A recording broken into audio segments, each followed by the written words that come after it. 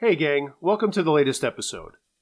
This one kind of came out of nowhere, and I thought it would be fun to do. As anyone who's submitted a story knows, I usually don't get to them right away, and I was sitting on a story about a truck delivery when a listener sent this story about a scary truck experience just this week. So I looked around and found a couple other ones to share with you, and that's what we've got. You might have heard one or two elsewhere, but I think they're still cool and worth sharing. Still looking for your scary holiday stories too? Email me, unclejoshtruescarystories@gmail.com. And by the way, this week and next are likely going to be shorter episodes, what with the holidays and all. So, let's get moving. There's a few terrifying truck stories just around the bend.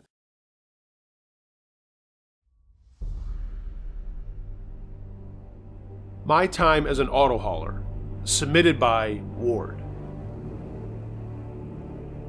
I'm an over-the-road trucker, 48 years old.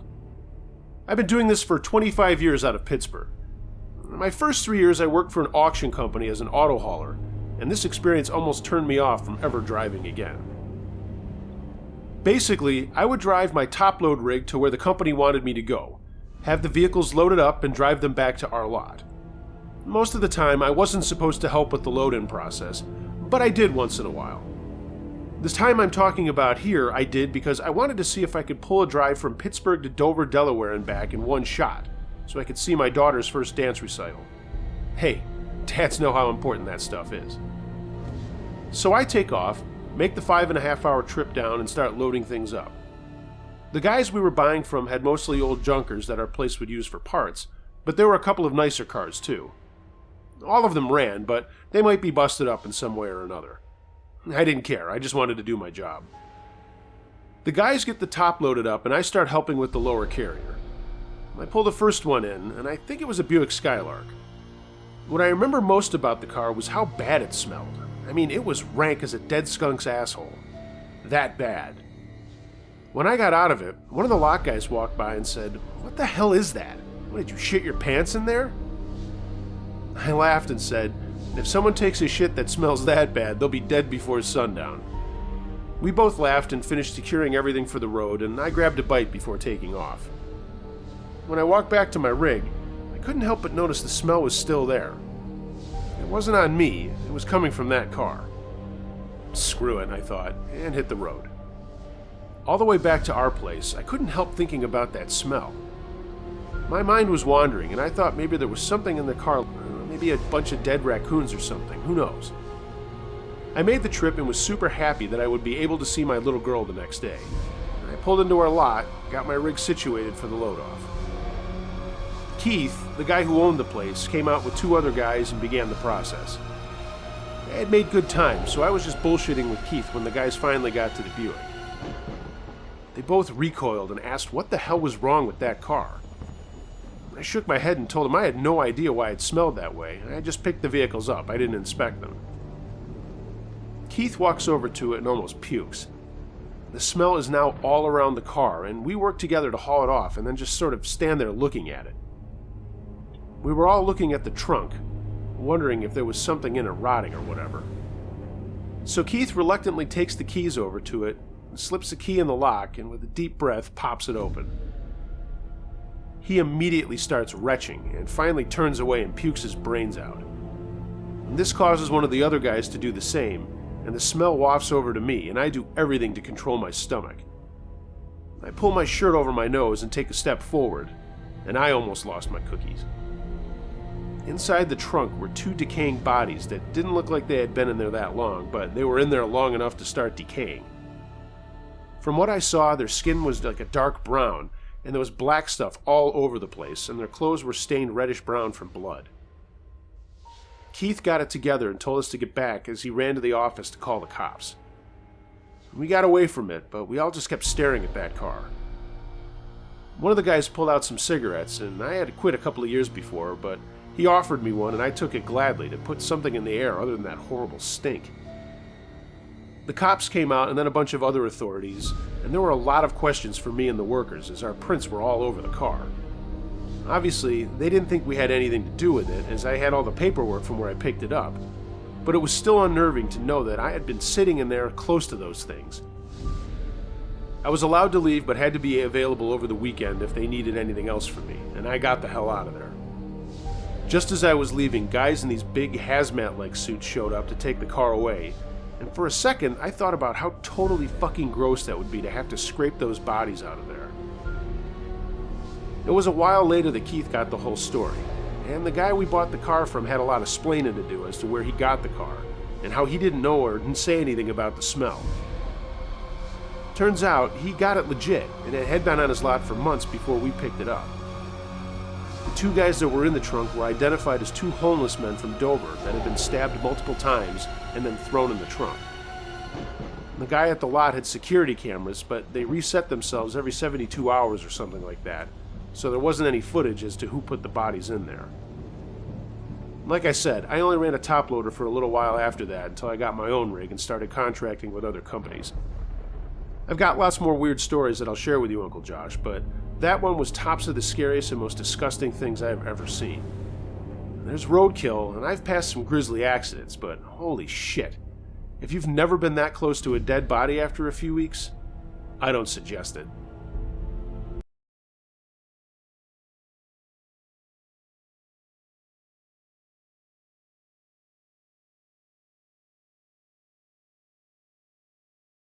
I originally took time off from school as a 21-year-old to do something crazy and decided to drive a truck for a little over a year. Man, it left me with so many stories and was easily the best decision I've ever made. I was driving north through the mountains of Colorado towards Pueblo, and it was my first time dealing with anything like the Rocky Mountains, so I was taking it nice and slow with my hazards on and in the right lane. This was in the spring, and there wasn't much snow on the ground aside from a light dusting. I remember passing another truck pulled to the shoulder on my way up, nothing out of the ordinary. However, as I was heading down the mountain, which can be scary as shit in an 18-wheeler, trust me, I saw the same truck I passed earlier fly by me in the left-hand lane. Now, being passed on the left going downhill in the Rocky Mountains by another tractor-trailer is crazy enough, but what really makes this story is the guy's trailer brakes were on fire. He was pulling a load. I could tell because the trailer was sealed. And if you know anything about trucks, you know there's only so much braking you're supposed to do before they overheat, and in a worst case, catch fire. This guy's truck looked like a fucking comet as he sped down the mountain at what I thought was surely to be a deadly pace. I grabbed my mic on the radio and called out to him, "Driver, hey driver, your brakes are on fire. Literally on fire." This rough and weathered sounding voice comes back over the speaker of my radio and says, "Cool as a cucumber." I know. And then he disappeared around a curve.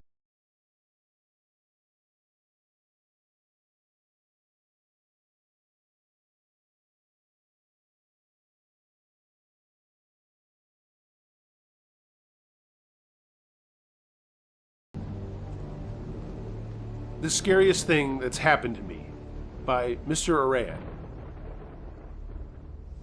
Now, this happened a long time ago when I was a truckie. It was a job I enjoyed, and I had the licenses to entitle me to drive anything short of a road train.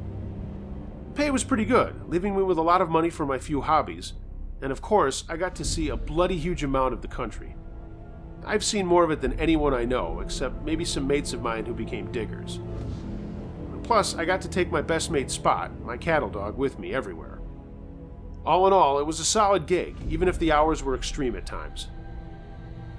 Most jobs were essentially the same thing in a different spot, just delivering supplies. Load up the truck with a bunch of crates and boxes filled with food, deliver it to a corner store in the middle of fucking nowhere, Northern Territory. I sleep in the cab as needed. My rig had a compartment to sleep in, so that was handy. I'd return home, rest, load up the truck with kegs of piss, deliver it to a pub in a mining town 300 kilometers west of anywhere. And as I said, though, I found the work satisfying. I was left alone with Spot, the music of my choice, and my own thoughts. Anyway, I don't feel as though it's a clever decision to say exactly where this happened, but it was in rural Queensland. It was a pretty small locale, a mining town where the mine had closed down some years ago. Sounds pretty specific, but there are a number of places all over Australia just like this. I left Darwin 3 days beforehand on my way back to Brisbane, where I live and am based out of. I had to make a stop on the way in this town. I don't know how many people lived out there, but it must have only been a few. I was being paid to bring in supplies for only 3 commercial ventures in the entire town: the local store, the petrol station, and the pub. To give you an idea of exactly how small this town was, once I dropped off the food, household essentials like toilet paper and toothpaste, medication and beer, the only thing the town would need for the next 6 months would be a fuel delivery. In a way, I felt like I was making a delivery to Antarctica or the space station, you know? Like, if I was late, it would be real bad.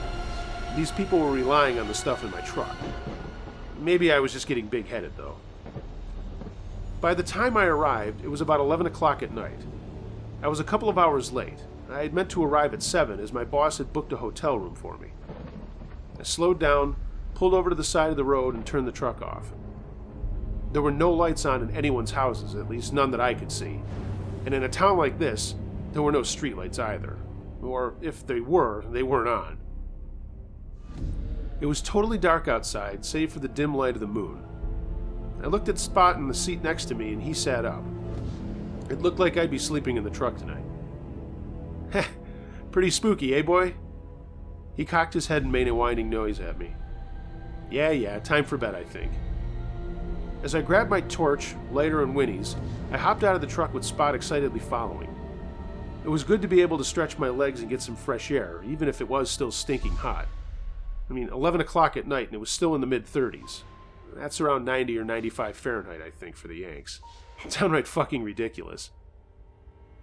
I closed the cabin door behind me and lit up a smoke, looking up at the stars, unhindered and unobscured by any light pollution. It can be hard to appreciate just how beautiful the night sky is if you've never had the chance to see it in its fullest, unobscure form. After the dog came back from doing his business on the other side of the road, I finished my smoke and decided to do a once-over on the truck. Make sure that none of the tires were flat, the rear door was still secure, there's no oil leak, that kind of thing. I had no reason to suspect there'd be anything wrong with the truck, but I found it reassuring to know the cargo was still safe. It was my ass on the line, after all, if something happened. I clicked the torch on and suddenly felt blinded by how bright it was. After a moment, though, my eyes adjusted and I opened the sleeper cabin and lifted Spot up into it, turned its light on. He could run amok tomorrow when we unloaded the cargo, something he'd appreciate, but now was the time to sleep, not play. As I walked down the side of the truck, checking each tire, I could feel him watching me, with his head poking around the corner, almost like he was nagging me to hurry up. I got to the back doors of the truck, grabbed the handle and shook it vigorously, and checking the locks too. Everything was still secure. I walked to the left side of the truck and started checking the tires there, when suddenly I heard a huge bang, like something had hit the other side of the trailer really hard. What the fuck? I whispered to myself, frozen in place. Spot started barking aggressively. I put the torch back on my belt as I ran up to the cabin of the truck. The passenger door was luckily still unlocked, and I grabbed my rifle from behind the seat. Gun laws were a bit more lax in Australia back then. Cocking it, I walked around the front of the truck, ready for whatever sight might greet me. Probably a feral pig, or maybe a dingo. With the rifle against my shoulder ready to shoot, I stepped around to the side the noise had come from, and was greeted by the dimly lit sight of an empty road. It was simultaneously reassuring and unsettling. Spot was still barking like mad, but there was no obvious cause of the noise. "What'd you see, boy?" Spot and I made eye contact, and he looked as though he was concerned, but maybe I was just projecting how I felt. I lowered the rifle and grabbed the torch off my belt, shining it around and looking for any possible source of the noise. After a while, I decided to lock the cabin of the truck and get in the sleeping compartment. Now, I'm a little prone to anxiety, and part of why I enjoyed being a truckie. I'm alone for the better part of each day, so it took me a while to calm down after that. Hell, the noise could have just been parts of the trailer expanding into heat, and that's what makes houses creak, right? Maybe this was the equivalent. I threw my clothes on the floor and laid down in the bed with Spot at my side. And the last thing I heard before falling asleep was his snoring. When I woke up, it was still dark outside and it was cold as shit. I remember that. I turned on the reading light and could see that Spot was growling quietly at the door with his ears back.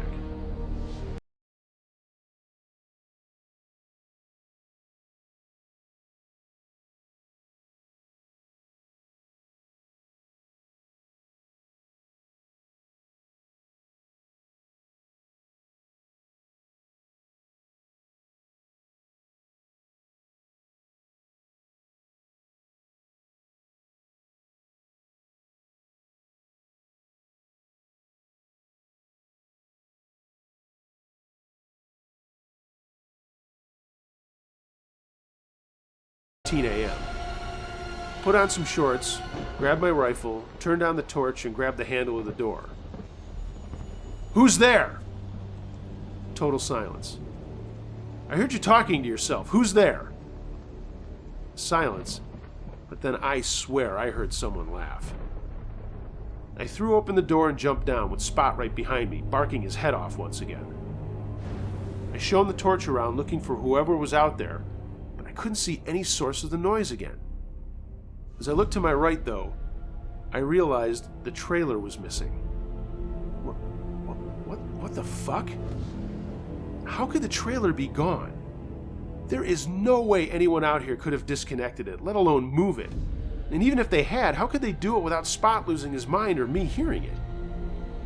I walked over to the connector where the trailer should have been attached to the rig and looked at it.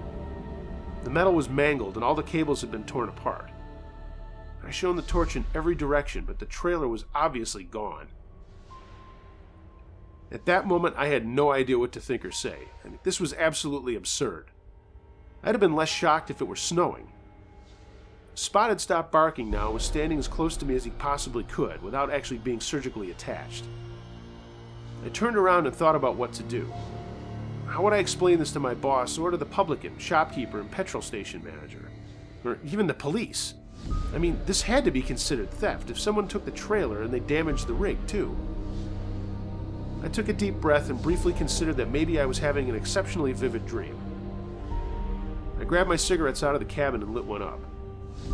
I gave up on trying to figure out what could have possibly caused the trailer to outright disappear, and decided that I'd better use the phone at the pub to call my boss and explain what had happened. There'd be an investigation, and I doubt they'd find the trailer, and it's obvious I didn't take it anywhere. As I lit up the cigarette, I looked to my right. The moon sat on a throne of clouds atop the hill. I mean, it was an impressive sight. As I mentioned earlier, the job paid well, so it funded the few hobbies I had quite generously. I decided I'd take some photos of the damage to the rig in the morning, but then I also took a photo of the moon. As I walked to the cab, opened the door, and grabbed my camera bag, I felt uneasy, probably just my anxiety playing up again. I unzipped the bag, took the camera out and turned it on, and intended to take a photo of the moon as it sat there atop the hill. But instead, I was presented with an eerie scene that I'll never forget. As I turned back towards the moon on the hill, a glowing orb, I guess, of blue-green light was in front of me.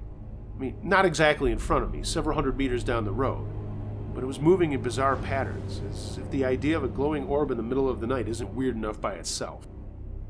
I only got one photo of it, but it disappeared shortly after I pressed the button to take the photo.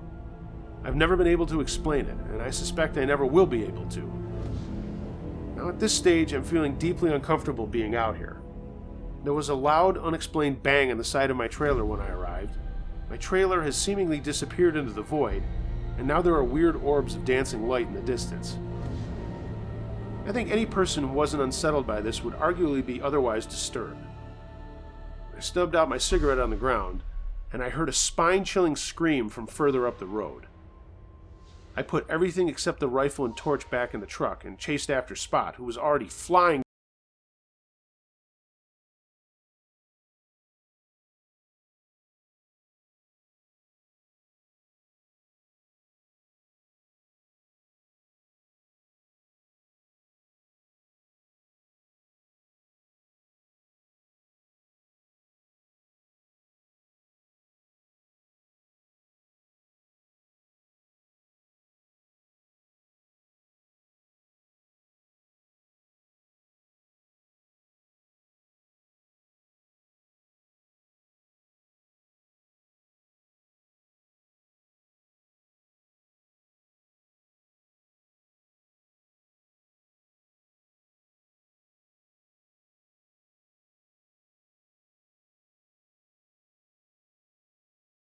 to my presence.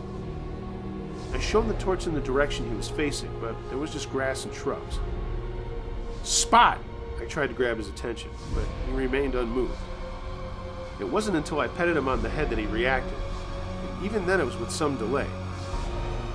"Let's get back to the truck. Come on, mate." As I jogged back to the truck with the dog by my side, someone's house that I hadn't seen earlier lit up from inside.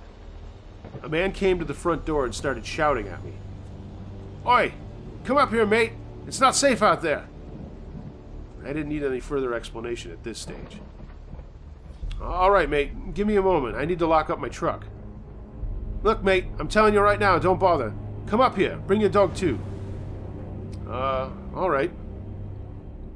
Despite my social anxiety, I felt reassured that there was someone else out here.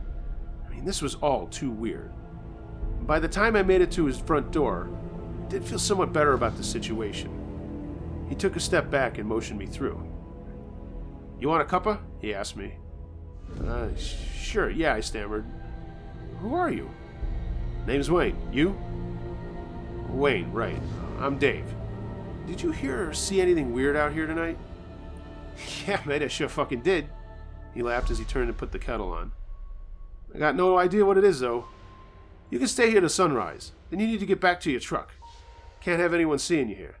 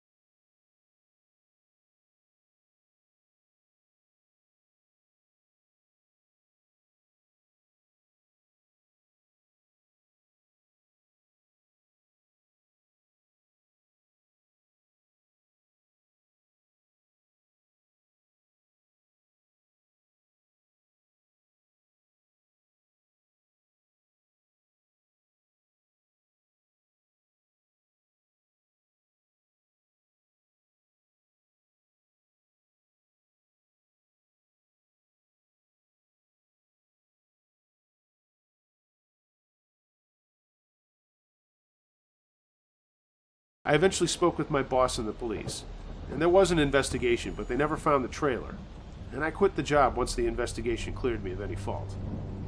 Scariest thing that's ever happened to me in my life.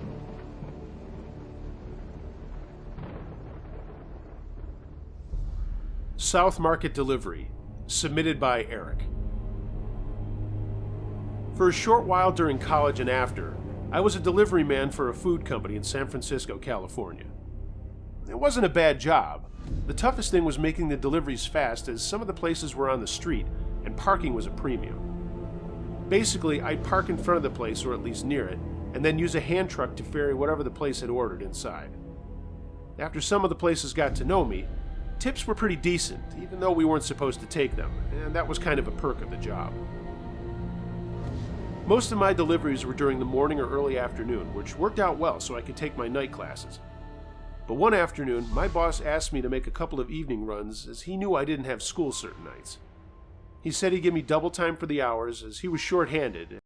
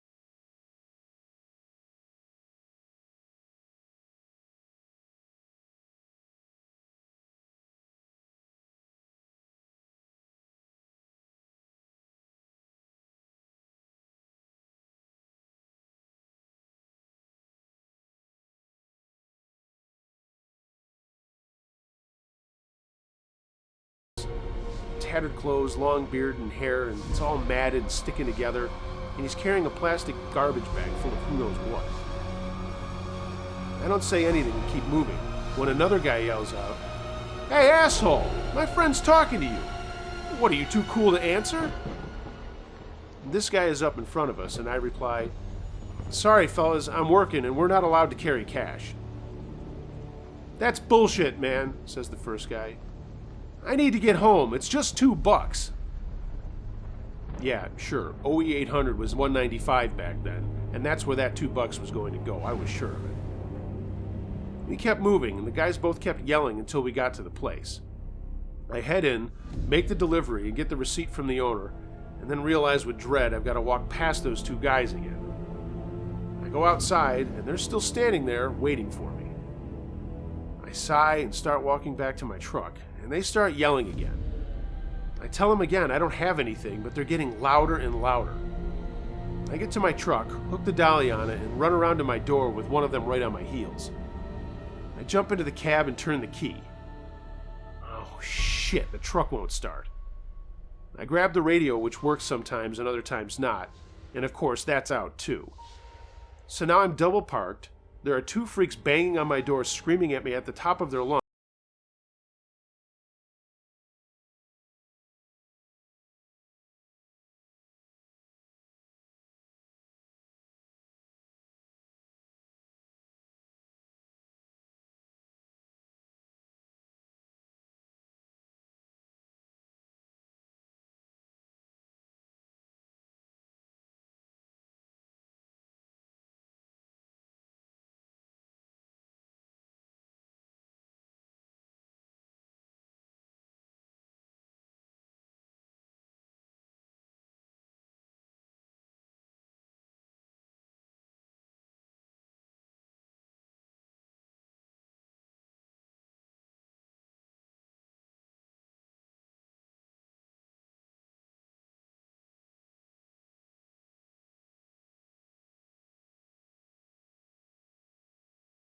I'm sorry, I stammer, and he jumps back in. You're gonna be more sorry if you keep it up, Holmes. I don't know why I did it, but I went for broke and said, Hey, man, my truck won't start. My radio isn't working. These two guys were just harassing and yelling at me, and I just want to go back into the place I delivered to and get some help. He looks at me, looks at the guy on the other side of the truck and says, Where are you making deliveries? I tell him, and he breaks into a huge smile. Shit, S.A., why didn't you say so? He mentions the owner by name and says, We'll take you back there for help. Don't you fucking worry about those bums. He takes a step back, and again, I take another chance and trust him and get out of the truck. It's like a dream, and these guys walked me back to the place. And I went inside, called my boss, and told him what was up. He said they were sending someone out to help me, and that he's also calling the police to let them know about the truck. The owner is talking to me, and the guy pops back in, waves and says hello to the owner, looks at me and says, Yo, Holmes, if you're ever back down here and getting any hassles with anyone, you just yell for Chavo and I'll come get you. You're okay down here, white boy. He gives me a thumbs up and smiles, and I went back to my truck. It was about 20 minutes before a guy came out, and my boss also came out and gave me a ride back to my apartment.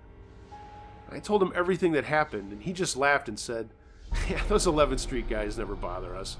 We're not on their list. I just shook my head, and I told him I wasn't doing any more evening deliveries. Thanks for listening, gang. If you haven't already subscribed, man, what are you waiting for? Please like, share, and leave a comment below, and I answer all the comments. And if you've got a scary story, share it with me. unclejoshtruescarystories@gmail.com. Find me on social media, and hey, if you want to, throw me a tip on Patreon. All the links are in the description below. And about the merchandise I talked about last time, I'm looking to get that going shortly. I got a lot of emails about it, so hey, we'll give it a shot. I hope everyone is well. Happy Hanukkah if you're celebrating that, and I'll see you next time. But remember, be wary of things that go bump in the night. It could be anything. A ghost, a monster, or the guy next door.